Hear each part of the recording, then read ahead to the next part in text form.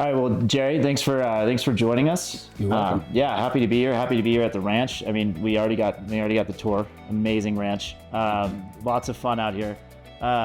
So to start our conversation, what I wanted to do is kind of just talk about you. Your background, what you do, where you come from. Kind of starting from the beginning and how you've ended up here. As a consultant for these companies. Sure. So yeah, Be happy to. So I grew up in a suburb of Chicago, and spent a year on the Chicago Police Department in 1975, and quickly realized that I needed to get out of the Chicago Police Department. So I moved to one of the suburbs, and I did 17 years as a suburban police officer, suburban Chicago. And during that time, I went to Northwestern University, and I got my certificate for accident reconstruction, which took about 3 years to get that done, and so then I became the accident reconstructionist for the town of Roselle, Illinois, and I did that for about 18 years total in law enforcement. got it. So accident reconstructionist, like what? Sure. Explain what in layman terms. You bet. Yeah. So when I talk about accident reconstruction, this sounds kind of gross, but I kind of liken it to an autopsy. Okay. So you start off with the dead body. You got the accident, and you get the crushed up cars and injuries and whatever, and then you start working your way back, and you take pieces of evidence like marks in the roadway, skid marks, things like that, and you can develop a scenario of how the accident occurred. Because when you look at the end resting point of vehicles after an accident, and you follow the evidence back, you can see there's only one way that this accident could have happened, and it's pretty exact. Right. And nowadays, they've advanced quite a bit now to where they're using CAD systems and things like that, and they plug this information. So you were using the details of an accident to basically audit it. Yeah. Actually using a slide rule, believe it or not. Really? Yeah, they wouldn't let us, when I went to Northwestern, they wouldn't let us use calculators. We had to use a slide rule. And I guess that's because in the old days, that's what they used. But, right. So I did a lot of that, and while I was a police officer, I started a small business, a consulting business, reconstructing accidents for insurance companies and attorneys and things like that. Did a couple of big cases, had a couple of real high-profile cases, and was qualified as an expert a number of times in court, and it was a real good business. But then I got a call from Browning Ferris Industries. Do you know Browning Ferris Industries? Browning Ferris Industries. BFI, Big Blue Garbage Truck. Yes, yeah, BFI. So they were a nationwide company, the second largest waste hauler in the world at the time. Right. And I had reconstructed an accident for them. They had a double fatality accident with a left turn involved, and it was their truck making the left turn. And typically, if someone's making a left turn, they usually are found at quote unquote fault. Right. In the accident. Because they're crossing into the other lanes, right? Yeah. There's a lot of extenuating circumstances. I won't bore you with all the details, but the bottom line is when we got done reconstructing the accident and they went to trial, we actually got a not guilty finding in a civil trial after they had offered $1 million to settle the case, and the family said, no, we're not going to take that, and they end up with a not guilty finding. Really? So we walked out in the hallway after I got done giving my testimony, and their claims person said, hey, if you ever want a job, give us a call, And I said, well, yeah, okay, we'll see, This was the claims person for BFI. For BFI. Yeah. Wow. And so they called me later, and they made me an offer I couldn't refuse. I was a police officer, raising young kids and not making any money and could barely, make ends meet or anything. Right. And yeah. They gave me an offer and gave me a car and all kinds of great stuff, right? And stock options and all that, which I didn't even know what they were at the time, right? But anyhow, so I went to work for them as a safety manager. And they gave me a district, they called it, and it was just outside of Chicago. And I worked there for about 9 months, and then they promoted me into the region office, and I became the regional safety manager. Then they moved me to Minnesota, and I got the biggest region in the company. And so we were real successful in our safety programs, and everything there was based on reducing your frequency of claims. That was the main focus. Right. And we had real good team, and we got our claims way down, more than a 50% reduction over a 2-year period. So when you started at BFI, there was a high frequency of claims. Yes. And then you're saying that you cut those down to 50% of where they were at? Yeah. when I was a regional safety manager, I had like 8 district safety managers working for me. So I brought them all in and we brainstormed ideas to come up with, how we could reduce accidents and injuries. Right. And then we started implementing the action items that came out of that brainstorming, and it had a tremendous effect. They essentially did not have much of a safety program at all at that point in time. And we took it from, I would say, somewhere a little north of 0 and took it up to about 75, Right. And it had great impact, and we reduced the claims, and they were self-insured, so the insurance people loved what we were doing, and so I got a promotion. Right, and that's tangible evidence, yeah. that what you're doing is working. Yeah, absolutely. Yeah, it was really great, and it was fairly simple to do, and not really much different than what I do today. Okay. So after I worked for BFI for about 8 years, then one of the vice presidents of BFI had left and went to work for Allied Waste. Allied Waste was a company based here in Scottsdale, and they were growing real fast. They were doing a lot of acquisitions, and he said, "Boy, I really need a regional safety and HR manager." And I said, "Well, I don't know much about HR, but I have given a couple depositions a few times for HR related kind of things. And right. I could probably learn it, and I'd really like to move out west anyhow, so okay, I'm coming." So I came out. And what year was that? And that was about 1998, I think. Okay. 98, yeah. And so I went to work then for Allied as their West Coast regional safety and HR manager, and I did that for about 7 years all total. And we had great success too. I had another great team, a great team of people, and we did all the same kind of stuff that I was used to doing. And, right. And we reduced our claims significantly, and handled a lot of HR things along the way. The interesting thing about Allied, they had a lot more fatality claims than BFI did. BFI, I think I worked on 2 fatalities the entire time I was there. At Allied, I probably worked on 7 or 8. Oh, wow. And fatalities sound real scary and everything. It's really just another claim. You have to get over that. When you're handling the claim, you got to say, okay, this was the end result and it's terrible, but now we got to work our way back and find out what caused it. Right. Yeah. And so, anyhow, so I did that for about 7.5 years, I guess, safety and HR, and then same exact thing happened to me again. Another friend of mine that I had met at Allied had gone to work for United Site Services. Are you familiar with them? Yeah, absolutely. Okay. Yeah. So United they're nationwide. Right. Yeah. Right. As a porta potty company. Yeah. So you've got some really good friends, is what it sounds like. Yeah. Yeah. It's kind of followed people along. Right. Yeah. Absolutely. So anyhow, so they offered me a job as their corporate safety director. And I was like, okay, that's great. The company was in Massachusetts and I'm in Arizona. And I said, I don't know if this is going to work. And they said, well, you could move here. And I said, no, I can't. And so they agreed to let me stay in Arizona as long as I didn't mind traveling and, have to go to that office once or twice a month. And then most of my work was in the field anyhow. And it was a nationwide company. So it really kind of didn't matter where I lived, Right. And at that time, you had this place. Yes. Right. Yes, so that's why you're like, I'm not leaving. I'm putting roots down. Right. Exactly. Yeah. We had just started building the ranch, and my wife's a horse trainer, and she was doing really well, and the ranch was just getting going, and we had this big dream about what it was, going to look like someday, which is what it is now. Right. Absolutely. Yeah. We got to see it. Yeah.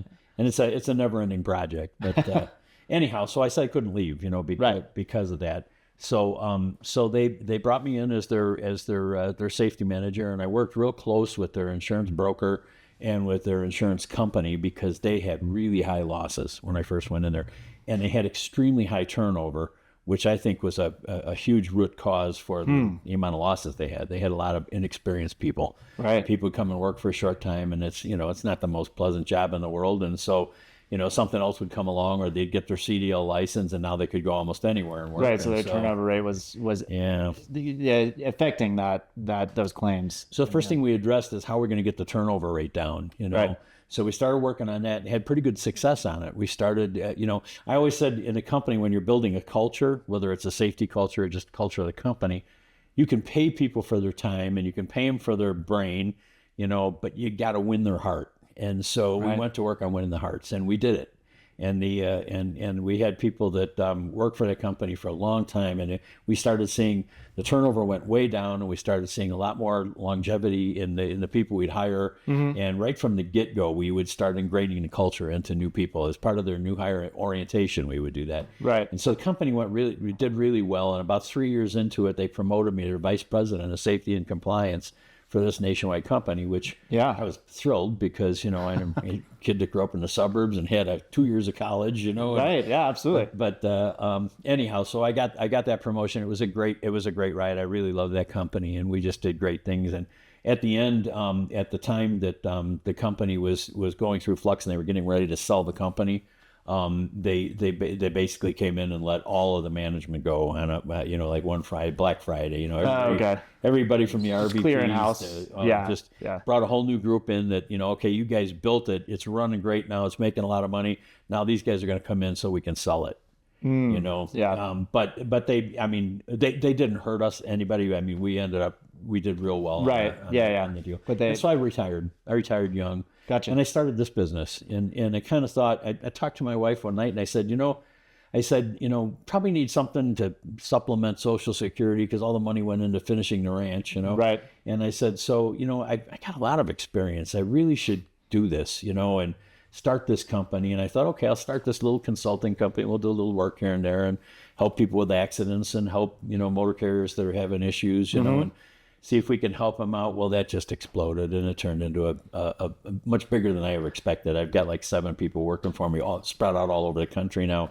We do claims management. We do accident investigations. We do a lot of safety program construction, Right. driver qualification management, file management, and drug and alcohol testing, and we're just doing everything now. Yeah. So let's get into SAC then. So Okay. So Sure.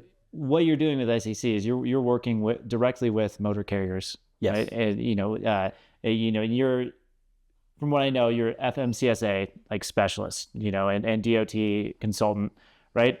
Can you talk to me about a few of the companies you've worked for, if there's any names that we would know, in the industry, in the trucking industry, that you've been able to help and help out on that side? Sure. I've worked with a lot of local companies here. On more of the national scene. I've worked with the safety director for Swift, over the road trucking company, Right. and Knight's trucking company. And Knight, okay. I've done a lot of work with the Forest Service, with forest fires and vehicles. The people that supply the vehicles for that. Right. Some of the other companies I'm trying to think of, I worked with some of the names. I worked with a lot of companies in California, mostly smaller companies, Okay. local companies, a lot of regional companies, but pretty much all over the country. We worked with John To Go is one of the companies out on the East Coast, and ProSite Services. Oh, okay, yeah. And they're a fast growing company. So throughout the industry, you're for hire trucking. You do waste haulers. You're kind of you cross the board. I do, and I've worked. It's interesting because the sizes of the companies really determines kind of what they look for when they come to a consultant. Right. So the bigger companies, I find, are looking more for things like, can you help me with the hours of service issue I have, Right. and how we're going to handle our ELDs or our logging if we're within the 150 air mile radius and we're working under the exception. Right. And the smaller companies are looking for more like, how do I get my accidents down? My CSA score or my CAB score is so high, my insurance company is going to drop me, and so it's there's kind of 2 different venues, I would almost say, that you work in. Right, and the size kind of can dictate that a little bit. A lot. Okay. And so when you come in, let's say you're working with a larger fleet, and they've hired you on, and they've hired you on to kind of audit them and see where they're at in terms of their safety. What does that process look like? What do you go in looking for on these larger fleets? So it's a lot of that is dictated by what the customer wants. Okay. So if a customer comes to me and says, I have a problem with hours of service, Right. what I'm going to do is go in and look at their logs, look at their hours of service, look at their ELD reports, things like that, and see what they're doing. That would be kind of a specific focus. Mm-hmm. If someone says, come in and help me build a culture where we're operating more efficiently, and we are, we're trying to build a safety program, then I just start from blank. And Okay. I look at everything. I look at, first thing I do is I look at their MCS 150s and see what their profile looks like. Right. And what I found is a lot of motor carriers, their profile's wrong. So a lot of like a lot of times I'll get called in when they're just about to have an audit. So they get a notice of an audit. Right. And they'll say, we got this audit coming up and we don't know anything about it. We're kind of worried about it, and can you come in and help us get ready for it? First thing I'll do is look at what their profile is. And a lot of times I'll find that you'll have a carrier that maybe is an intrastate carrier and they're listed on their profile as an interstate carrier. Well, guess what? Intrastate carriers don't get audited, Right. Yeah. So you call up the auditor and you just say, hey, this is actually an intrastate company, and I end up changing their profile and their MCS 150, and you've saved them from an audit. Yeah, at this point. Yeah, it's ended. So, there's a lot of times it's just little details like that. Yeah. That the prior owner set this up, and we just rolled with it. We thought that's the way it was supposed to be. Right. Yeah. And so generally the starting point is with that, looking at their profile. Then depending on what the issues are, or where the fires are burning, I would say, we'll focus in on that, and what I find is a lot of people think, if they'll say, I need you to help me with my compliance, and you say, all right, well, compliance is broad. Yeah. Yeah. But it's also the entry level to safety. So compliance is your minimum standards you have to have in place because the government says they got to be there. Okay. Yeah. And all of your compliance requirements go back to safety, right? So I always say there's two kinds of safety programs. There's loss prevention safety programs, and then there's compliance programs. And if all you want to do is comply, we can help get you there. We can get your driver qualification files right, and we can make sure that all of the, your MVR reports are in there, and you got a good application in there, and you got all the stuff that's required in a file. But does that help you with your losses or your loss prevention? Right. How does this affect your bottom line? Right. So you dig underneath the compliance. It's like that's bare minimum when it comes to compliance. Like that's the easy part. Loss prevention part is where you need to kind of dig into company culture, safety culture, exactly. and kind of get into the nitty gritty of things. Right? Exactly. Okay. Yeah. And you can usually tell pretty quickly, what the culture is just by the way that people behave. So dig into that. So like when let's say you're walking into a company, what are, tell me this company's not good. So tell me all the red flags you're seeing, like when you come in. So I always, whenever I meet with, say an owner, say if it's a smaller company, let's just say a company has 20 trucks. Okay. And they're a local motor carrier and they're doing service. Generally the vehicle and the driver part is incidental to what the actual business is. So the actual business is, let's say, trash, right? So they're picking up the trash. Well, when you pick up the trash, you also are a motor carrier, right? Because you're operating a CDL required vehicle and you have to comply with all the regulations and everything. But a lot of times to that owner, that's almost an afterthought, because they go into that business to make money, and they're like, well, I can make money as a trash guy, Right. They don't realize that, there's this whole thing out there that you have to comply with, right? Right. So I always say when I first meet with those guys, I'll do safety by walking around, I call it. And I'll say, hey, it's good to meet you. And after we have our introduction and we kind of warm up and everything, I'll say, let's take a walk around and look at your facility. Okay. And you can learn so much by doing that. Right. You can see the condition of the trucks. I always look at the tires. I'll just very nicely, kind of walk around and say, you mind if I look inside the cab? And if I look inside the cab and I see a lot of trash in there and everything, I'm like, I'm starting to know where we're going to start here. Okay. Right? Yeah. So we're going to start with checking their files and everything, making sure that's up to date. But if we're going to try to build a safety culture, we want somebody who's proud of his truck, right? Who's not going to leave trash in there, right? And wants it clean and looking nice. So you're walking around kind of seeing, like, I can understand these guys' mentality around safety based off how they treat their equipment and their facilities. Exactly. Okay. Yeah.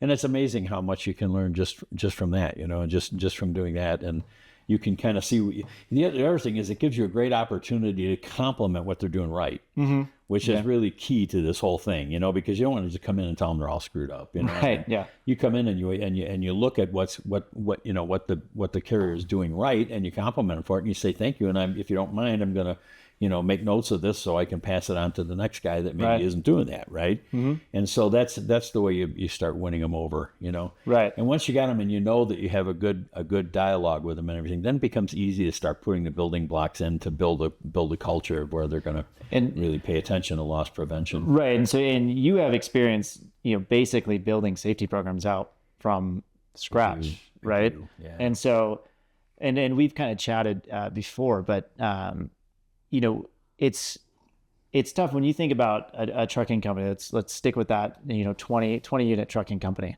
right? Like, where do you start when you're thinking about a safety program? Are we starting with the drivers? Are we starting with the maintenance? Is it, and is there technology that's involved in getting it in? Yeah. Like that, it's a big project to come in. As you know, we've talked about this. Over 90% of the motor carriers in the country right now have fewer than 10 trucks. Right. So that's a big chunk of the world we're talking about, right?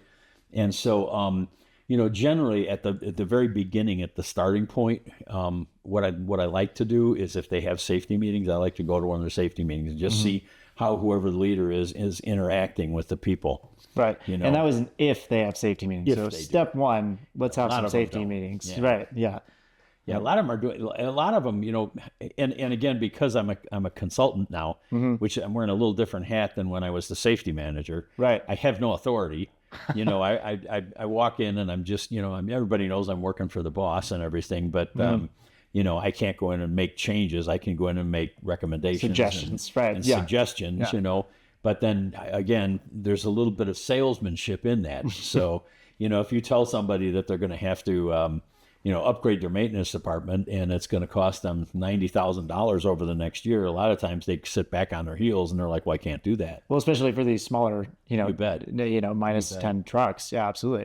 You bet. Which is the bulk of the industry. Right. And we talked, like margins are not, very large for these trucking companies. Between 3 and 8%. Like they're not sitting on a bunch of cash ready to, dump it out. So I can see there definitely has to be a sell to that. Like, hey, we need to get you to this part of the safety culture with this company. And, how do you make that sell? Is there tangible evidence that you can show them? There's a bit of a shift for me, when I left when I left private industry and became a consultant to private industry, it was a bit of a shift, because now I had to be a bit of a salesman before, because as a safety manager, you go into a company, and even though you are a representative of the senior management of the company, maybe, right? It's kind of, they used to say all the time, they used to say, hi, I'm here, I'm the regional safety guy. And they say, that's one of the biggest lies in the world. I'm here to help you. That's one of the biggest lies in the world. What the second biggest lie is? We're glad you're here. Right. So I always kind of think, I always kind of feel like, I remember that when I walk in somewhere, that, I'm generally there because there's a problem. Nobody's really happy that I'm there. Right. So what I have to do is I have to convince them that this is the right thing to do, and that we need to look beyond just compliance. Because if we want to be really good, and if you look at some of the really good carriers out there, they're doing all this stuff. They're having safety meetings. They're doing they're training new people on how to do proper pre-trip and post-trip inspections, so they aren't getting the out of service violations when they're on the road. I can remember I went to one motor carrier one time, and I said, how are your guys on doing pre-trip and post-trip inspections? And he said, well, I think they're excellent. I said, oh, that's cool. I said, what time do you start tomorrow? He said, about 4 o'clock in the morning. I said, okay, I'll be here. I'd like to just kind of watch them doing their pre-trips. Right. So I went out and I was walking around. I was watching the guys. They were walking around, and and a lot of misunderstanding with a lot of motor carriers is that you're required to do a pre-trip inspection, which you're really not. Oh, really? Yeah, Okay. you're really required. The regulations say you have to do a post-trip inspection, and the pre-trip inspection, and when you're running really well, this works good, is looking at yesterday's post-trip inspection. Right, because nothing should have changed. Exactly. The truck's been parked, right? Right. So we go through and we see anything that's checked off on yesterday's post-trip inspection, and was it fixed? Or did the maintenance manager or somebody in management sign off it doesn't affect the safe operation of the equipment? Right. So that really is what the pre-trip is under the regulations. Most companies have policies that say, I want you to do a walk around, and And some will even go into detail. They'll say, be looking for oil leaks, check your turn signals and all that. Well, double checking doesn't seem to be a bad idea. No, it's not. Right. It's definitely not. Right. And it's just good business, you know. So you're watching these guys do their pre-checks. I'm actually watching. The first time I go there, I just watch. I don't say anything. I just go and I watch and see what they do. And at the end of it, I'll talk with whoever brought me there, and I'll say, well, they did pretty good, but you know what? I didn't hear one horn honk. And they're like, well, what do you mean? I'm like, well, I watch pre-trip inspections now for 2 days or whatever, and I didn't hear one guy honk a horn. Did you know that's an out of service violation if your horn doesn't work? And they're like, get out of here. You know? Right. I say, no, seriously, it is, you know? Right. And so then I realized, you know, that not only do we have to train the people how to do the pre-trip and post-trip, but they need to know what the out of service violations are. Right. Why they're checking these things, exactly. Right? Yeah. And if they encounter that, what do I do? If my horn doesn't work, you can't take that truck. Right. You know, and you can, but because I mean, imagine the surprise. You know, you stop, you get inspected, and they tell you, you know, test the horn, and pull the thing. Nothing happens. Yeah. Nothing. That would be, and you get an out of service for it. Yeah. Absolutely. Yeah, and that's a big violation. It's a lot of points on your, on your CSA score. Right. And CSA scores, by the way, I don't know, you know this, I'm sure. Maybe you don't. But that's what brings the auditors in. Yes. Yeah. They look at those scores, which in CSA report is basically the same thing as the CAB report, which insurance companies look at. Right. It's just that the CAB report is. I heard somebody say one time that's the CSA report on steroids. Right. The CAB report is data. Right. It's a lot more. There's a lot more to it. But, but anyhow, so that's and judging on your scores, how you are ranked with other like-sized motor carriers is what brings in the auditors in for compliance. And how often are those on-site audits rather than off-site? Oh gosh, the off-sites are probably 10 to 1. Oh really? Yeah. Okay. Gotcha. Yeah, on-sites usually it's based mainly on the CSA score. And is there like a significant trigger that you see within the industry that would trigger that audit? Like, yeah, if you go over the national average in more than 3 of the basics, which are the categories, there's 7 categories, OS, and yeah. If you go over in more than 3, it's going to flag you. You're going to get a letter in the mail from the FMCSA that says you're on the watch list. Okay, and what that means is increased enforcement. You know, if you pull into a scale, they're going to run your DOT number and it's going to come up in the red, meaning do an inspection. Your inspections are an increase. And then you're a state police officer and you're going behind the truck and you plug his license plate number and it's going to say, check this guy out. You know, they're on the high risk list. And so it's really it's a really underused tool by the trucking industry. Which is what? I mean the CSA scores. The CSA scores. Or the CAB scores. Yeah. So, a lot of times when I'll talk to an owner of a company or a manager, even just a high manager in the company, and I'll say, what's your CSA score for maintenance? You know, they'll say, I don't even know what that is. And so when that happens, you say that it doesn't mean they're bad. It just means they need some education. Well, yeah, no, and I've worked with companies, going out to market for them, and obviously I'm pulling their cab. I'll typically send that to them and I'll be like, hey, here's the cab. This is what we're all looking at. And they're looking at it like, this is the first time I've seen this, before. Like, I didn't know you guys had all this. And it's amazing that, they're not being utilized, in the way that you're describing, And a lot of it, they don't even understand. They'll look at this and they'll just say TMI, too much information. Right. I can't. Too long, don't read. I can't figure this out. I need to hire Jerry to come in and tell me what this means. Right. Yeah. Or you send it to your broker, right? Exactly. Yeah. Absolutely. Ask your broker to interpret this for you. Right. But it really is a valuable tool. Yeah. And the people that use them, I see, are usually really successful companies. So the companies that are identifying and tracking where their CAB and their CSA scores are at, they're more successful than those that are not utilizing as much. Generally, yes. Generally, okay. Yeah, it's I say safety is good business. Safety is a reflection of a good business. Right. If you have a good, safe company, you can almost stop at that point and know they're doing well. So if you look at the bottom line of the operation and you look at their safety program, you'll almost always see if they have a really strong safety culture and a safety program, their bottom line is much higher than the companies that don't. Right. Okay. And so it's a good, really a good reflection of how they operate. Absolutely. Okay. So let's say, for instance, we're going in and we guys got a red cab, right? And he's flagged in 3 areas. Let's say it's hours of service, out of service, and then maintenance, right? You know, he's got those three. They're all in the red, you know, above 65. What are you going to first identify within the safety program that might be able to bring those down significantly, let's say in a year? Well, you mentioned maintenance program. That's always a big one. Okay. You know, because obviously, if you've looked at many of those reports, you see a lot of the violations are things like turn signals not working, brakes out of adjustment, you know, and so those little things. Yeah, I'll look at those and I'll start asking questions. You know, what do you guys? What's your brake program look like? Well, you know, I mean, we got a guy that knows how to work on the brakes. Well, is he certified? Well, no, but you know, we take it in once a year and have him checked and that. And so when you look at those things, you can kind of see, you know, where their culture is at. And then we start digging into the files and saying, okay, you know, I've got, you know, pre-trip inspection reports here that are a year old. You're only supposed to have these 90 days. Why would you keep them more?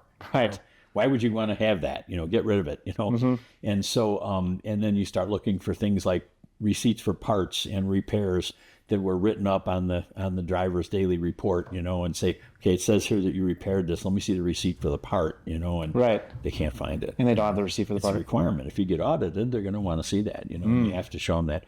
So I look at a lot of that kind of stuff to see, well, how organized is this this operation?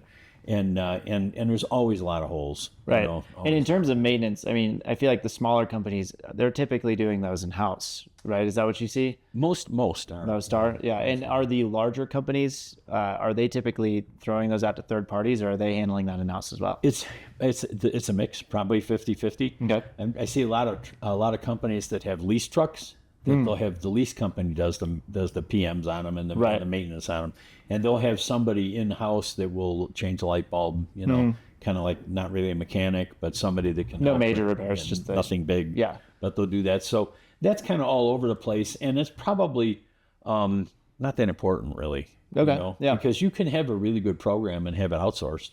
It's possible to have that. You know. Yeah. But you have to have somebody in house watching how the program's working. You know, and making sure that it's the things that need to be done are getting done. So what it sounds like is a good maintenance program is an organized maintenance program, right? Is. You know, keeping track of those receipts and those repairs, and repairing things quickly as soon as everything is a paper trail. Right. When I was a cop, we always used to say, just like you've heard the term "follow the money." Right. You know, it's just a paper trail. If you just keep going back and looking at the papers, you're going to see where the issues are. Yeah, and you know. That's new for me. I didn't know that these auditors were coming in looking for receipts for repairs. Yeah. Because I mean, me myself, I'm not good at keeping track of receipts. So running a company, I can imagine things getting jumbled up. And if you're if it's a good organized maintenance shop, even if they may have a lot of things on the shelf. So they have one receipt that they bought 40 light bulbs. You know? Right. It's like, okay, well, did the mechanic put on there that he repaired the light bulb and he installed a new one and then he signed off? That's good enough. Right. Absolutely. That's the same. That'll suffice for a receipt. But having that paper trail saying, yes, we did this and here's the proof that we did it. You know, that's what because the DOT doesn't say that you have to have any certain kind of maintenance program. They say show us your PM program. So they want to know what is your preventative maintenance program, because they're not in the business of telling you what you should do for preventative maintenance, because, you know, things like air conditioners and that, you know, that doesn't affect them, but that might be part of your PM program because it's a costly item if it goes out. Right. So they say, show us your program. Tell us what your program is. Okay, well, we got an A program and a B program. So the A program, we bring the trucks in and we check the lights and we check the air in the tires and we check the oil and all that. The B program, we bring them in every so often and we change the oil and we, change transmission fluid or we service the brakes. So it's more in depth, right? Right. Say, okay, good. So now you've told me you got an A program and a B program. Now show me, the evidence. Show me how it works. I want to take truck number, 251, and I want you to show me all the A and B maintenance you did in the last year. I don't really care what your program is, but I want to see that you have one and that you're actually doing it. Right. And keeping track of it. And if you look at some states are more strict than others. You look at California, they have what they call our bid inspection, right? And that's every 2 years, and they inspect every commercial vehicle. Anything over 10,000 pounds gets an inspection. Every 2 years. Every 2 years, yeah. Oh, so those guys are busy out in California. It is, and they're a little less. They don't come swinging as heavy a sword as the FMCSA, but Okay. yeah, if you fail a bid inspection, they just say, okay, we'll be back in 90 days. So fix this. You have a They time. want to see what happened in that 90 days, Right. And if you fail it again, they say, okay, we'll be back in 60 days, and then they want to see you fix it, and they don't really take enforcement action until you get up to about the third or fourth time that they're back. Oh, okay. So, whereas the federal motor carrier just says, if you fail to, say for instance, a FMCSA auditor comes into your and says, I want to see what your drug and alcohol program is. Mm-hmm. Show me your drug and alcohol free workplace program, right? Right. And show me how you're doing testing, and are you doing random testing on your drivers? Well, we're not doing that. Sorry, close the book. You're out of service. That's it. That day your DOT number is suspended. Wow. Yeah. And have you seen that? Have you seen those things happen? I have, and that's usually when I get the call when something like that happens. When they get shut down, yeah. Yeah, Absolutely. when something like that happens, then they say, "Uh-oh, we better call a consultant." Yeah, so you get very stress-free calls, I imagine. Yeah, absolutely. Yeah, it's usually about the third or fourth time that I go and visit them that things start calming down. Right. Usually when I walk in the door, there's something brewing that's pretty scary. Okay, so typically when you get that call and FMCSA has come, they've shut our doors, right? They've shut us down. Mm-hmm. What is, would you say a majority of the time, what is the issue?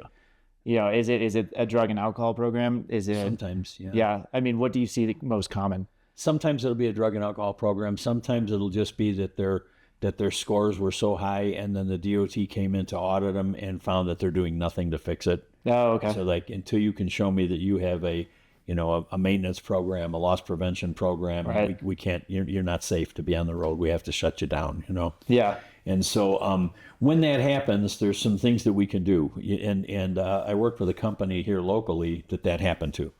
And they weren't a terrible company. They were a company that had a big problem with their hours of service. And they weren't logging when they should. And they were going out of state all of the time. And okay, so it's an interstate carrier. Okay. Yes, they were, and they were they were CDL trucks, but they weren't semis. Oh, okay. They're just large trucks, right? And so they got shut down, and they called me in and they said, what can we do? And I said, well, let me look at this. And first of all, you're only shut down for interstate commerce. You can still work within the state. Okay. So if the FMCSA suspends your DOT number, you're only shut down for interstate operations, okay, at that point. Now, most states require that you have a U.S. DOT number and that it's active and in good standing right. in order to operate locally. Yeah. Takes about 90 days before they find out. So for 90 days, so you're good to go. You're good to go. You're not really good to go. You're suspended, but it usually takes that long before the state comes in and says you're suspended too. Usually within that period, we can get it fixed. So in this particular case, what I did was I went to the FMCSA auditor, had a face-to-face conversation with him, and I said, okay. I said, well, listen, they've hired me and they're spending the money to bring me on board to help them out. So what we're going to do is we'll put together an action plan for all these items that you included in this, and we'll do training, and I'm going to give you deadlines that we'll do it, and we're going to write policies. And what I found is a lot of these motor carriers don't even have policies, and they'll say like, well, what's your policy on let's say drug and alcohol, right? Right. Well, we don't have one. Yeah. Or like a speeding violation policy, like what's your action plan? What's the follow up, and how are you going to fix this and all? And there is nothing.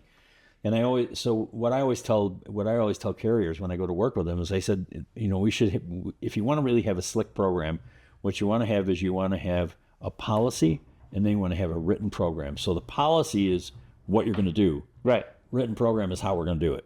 Got it. Yeah. And then the next step is we have to train everybody on that, because so many times you'll see companies that have really great policies and everything, but the people never heard about them. They don't know. They've got to be enforced, right? There's a breakdown. There's a breakdown, Oh, yeah, I gave that to the operations manager. He was supposed to roll that out, right? How many times have you heard that? Right. Yeah. And it never got rolled out.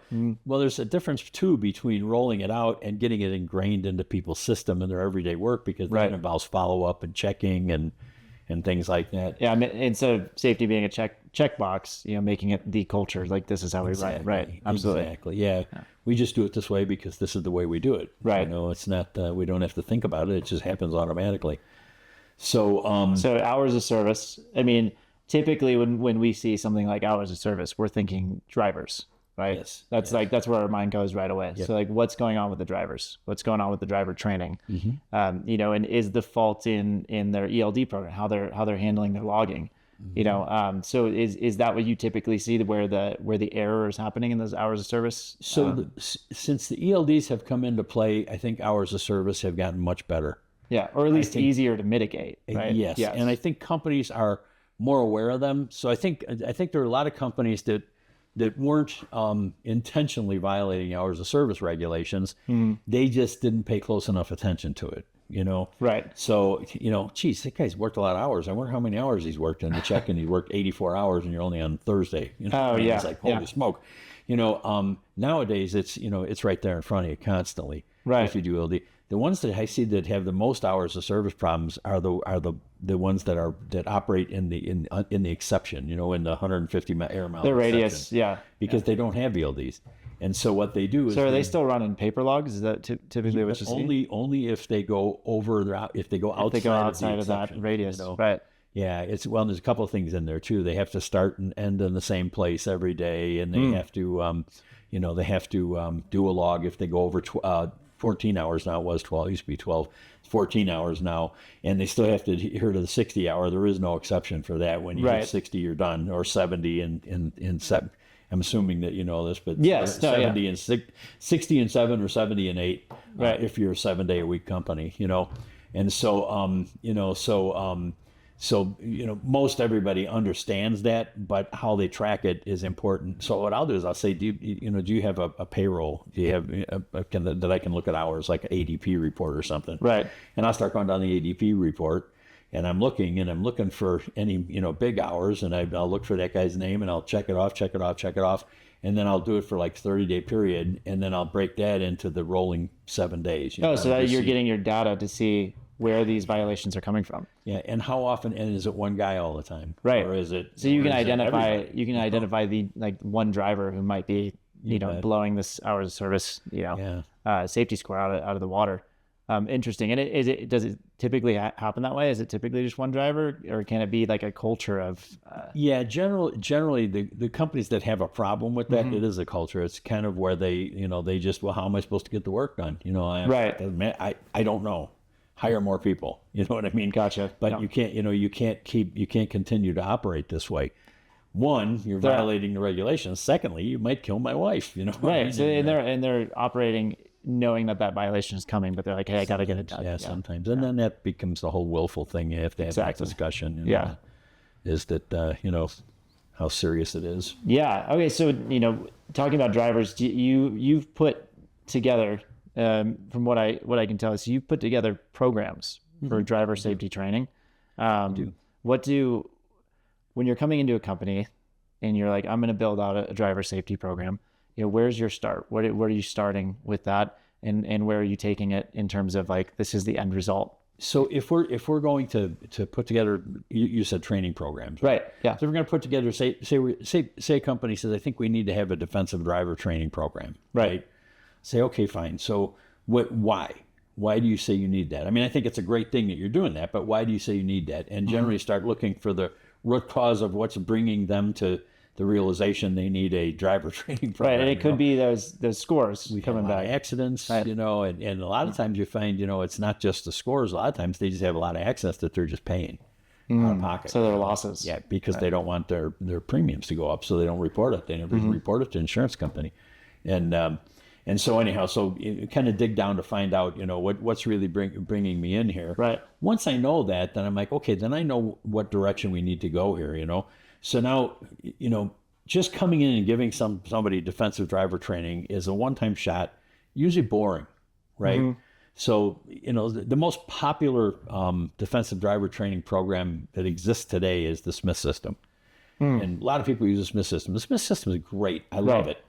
But what's the follow-up? So once you do the day-long training with the drivers, now how do you follow up to make sure that because you want to ingrain that into their everyday world, you know? Yeah. The program that we built, that SAC built, is a great program, I think. We have a program that we built based on 5 principles of defensive driver training. It's not truck driver training. It's everybody training. Oh yeah. I've had some truck drivers that we've trained in this that have told me, my son's about to get his license. I took him out and did a commentary And drive did the with five him. principles. And he had to go through all of them and, Right. and tell me exactly, what they were, and Right.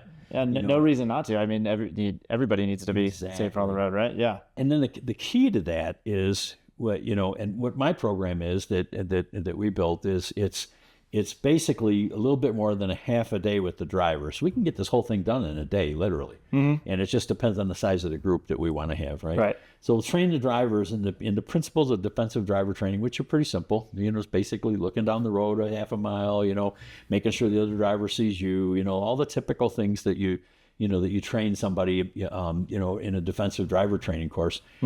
And we have the supervisors sit in on that. Then in the afternoon, we take the supervisors and just take that group and we train them in how to do a commentary drive. You know what a commentary drive is? Right. Yeah. Sitting in the cab. Yeah. Of course. Yeah, basically sitting there and having the person driving telling you everything that they're doing. Right. I want to hear it. Yeah. And we're looking for those 5 principles. Hopefully the guy's going to say, I'm looking a half a mile down the road. Oh, I got a friendly horn beep. That guy was opening his door, and all this kind of thing, and going through to make sure that is still in their mind, and checking it off on a list. And if they don't make all 5, then they get another commentary drive. Oh, right. Okay. Next week or whatever. So there's your follow-up, right? Yeah. So and that works for your local guys. It works for your over-the-road guys. It works for everybody. So you teach the principles and then you put them into action with supervision, checking those boxes out. Okay. And then we have that become part of the training is doing the commentary drive. And then we'll actually train new people when they come in by doing a commentary drive with them, even when they don't know what the heck a commentary drive is. Right. Supervisor will get in and say, okay, I'm going to take you on what we call a road test. And I want you to drive, this is more for the non-CDL drivers, right? I want you to tell me everything that you're doing when you're driving. Just tell me where you're looking, what you're doing, and everything right, like just say it out loud, right? Yeah, and they just kind of see, is he aware of, of what he's doing as a driver, you know?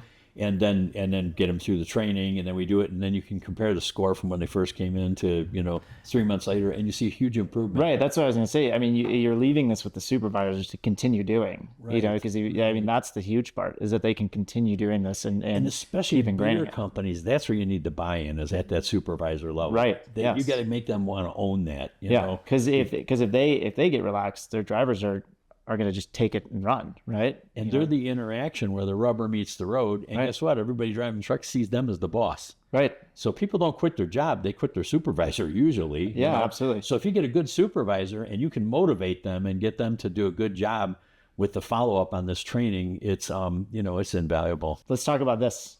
So this is what you did for United Site Services. I think this is brilliant. I mean, what a way to push safety into, the hearts and emotion part of a person. So tell us what this is. Well, a lot of companies will do things like they'll have a company family picnic, and they'll bring all the families come in and everything, and wow, that was just great. That was a great thing. And so in watching some companies do things like that, I thought to myself, what would be a way to get the family more involved with mom or dad being safe at work, right? Right. Yeah. And I saw a banner in one shop one time. It said, "Mom and Dad, please be safe at work. We need you." And I thought, wow, that really is powerful. Yeah. Have you seen those advertisements where it's like my mom is working on the road, so slow down? Exactly. Right. Yeah. Exactly. Yeah. And so so the thought process is, there's more to a job, than just the job. That's not just the paycheck. It becomes, takes up more of your time than you have with your family. So the more you can get the family involved and interested in mom or dad being safe at work, it's a powerful tool. So what we did in this case, we had, I kind of came up with this idea that we should do a coloring contest. Right. And have all of the kids from the drivers, the only ones that were eligible were drivers. Well, no, actually, I think we had mechanics in there too, maintenance people. And we wanted them to have their kids draw a picture of mom or dad being safe at work, right? Right. And then we attached prizes to it. And all these kids from all over the country, when this was at United Site Services, they all sent in their pictures, right? Right. And we agonized over how we were going to grade them. So we actually Because they were probably all wonderful, right? They were You gotta wonderful. look through all these pictures, Some of them just looked like scribble, because the kid was 3. Right. But if there was anything in there, they got points for that. Well, that was right? me at 8. I was still scribbling. Yeah, both. I still print. Oh, there you go. Yeah. So anyhow, so we got all these pictures in, and we figured out a system that worked pretty good. And we actually gave extra credit for the younger kids, depending on how old they were and everything, to try to put them on a level playing field. And we the first year was real good. The second year was fantastic. Wow. The second year, the turnout was amazing. It was 10 times what it was the first year. Wow. Because the first year, everybody kind of just said, "Oh yeah, we'll see what happens." The second year, if you consistently do it, you're like, oh it's because the managers at the sites and they were putting these pictures up that the kids were doing. Right. And so then my thought was, these are all these great pictures that these kids did. We should do something with that. So what we did was we took the pictures from last year, we put them into a calendar. Right. And we and we put the kid's name that drew them and everything on there, and each month when you flipped it over, you had another picture of mom or dad being safe at work, doing something safe at work. You know? And I flipped through it. Some of these kids are actually pretty good. It was pretty good stars. Yeah, absolutely. And it was like, it's such a fun thing, and it was it worked out great. Right. And the point of that is to remind these guys that, like, I'm not just being safe for me and my coworker and my employer. I'm getting safe so I can walk through the door. And is it possible to take a guy who cleans toilets all day, every day, and make him really proud of his job? Absolutely. Yes, it is. Yeah. Yes, it is. It is. And it's not that difficult. Oh, wow. Because even though he's cleaning toilets every day, he's still a professional driver, right? Right. That guy's driving a heavy piece of equipment every day and, and deserves some kudos and some recognition for doing a good job with that. Absolutely. And then up on top of it, he's the guy that follows the policy, and every time he gets out of the truck, he puts his hard hat on. And then his kid says, my dad wears his hard hat all the time and puts it in a picture. Right. That becomes a really powerful thing. And then we send these calendars out, and the guys, what day are we doing this or that? And he said, let me look at the calendar. He looks at the calendar, and there's a picture that, that somebody that he knows' daughter showed, or the father wearing a hard hat. Right. He's probably going to wear his hard hat next time. Absolutely. Yeah. Well, Jerry, I mean, this has been a phenomenal conversation that I've had with you. I think that I've learned a lot as a broker on the other side of things. And, I think utilizing the experience in guys like you is what's going to kind of change the industry here. So I appreciate your time and all of the wisdom and experience you've given. Thank you for the compliment. And I appreciate it. Yeah, absolutely. Thank you. Yeah.